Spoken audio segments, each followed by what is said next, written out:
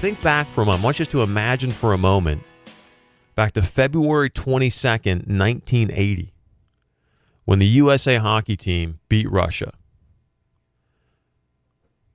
I mean, you know, we all heard these analogies of Carter and Obama, and the feeling that came over you when we beat Russia, you know, that sports team started to unify us again. And so when I think about Republicans, because look, whether we like it or not, there's two parties in this country that have got the resources and the wherewithal. And I mean, you know, you see an Obama or a McCain or a Palin or something like that standing at the stump. We don't see the entire glacier underneath the water of, you know, research that's taking place, resources, and all that stuff that's going on. We don't see any of that.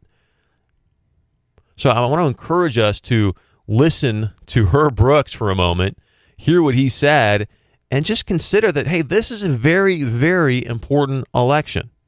When you pull on that jersey, you represent yourself and your teammates. And a name on the front is a hell of a lot more important than the one on the back. Get that through your head. Again. A bunch of high school or college kids ended up beating the Russians in hockey.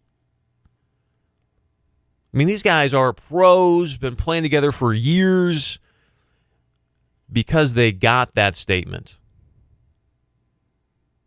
Now, whether that's an appropriate analogy or not, I guess, you know, I think it is. I look at what's going on with all the different factions in the conservative movement, and Obama and his ability to build his army of persuasion, if you will. And we're the USA team versus Russia right now. So how can we, like he just said, get this through our head? You know, we see Palin and Trump and Huckabee and all these names on the back of the jersey that everyone's so focused in on and concerned about.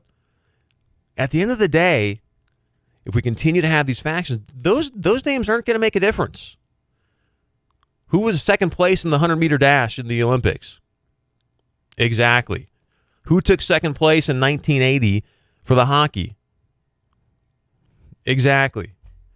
But the name on the front of the jersey is so important. So how can we begin to build this unifying conversation?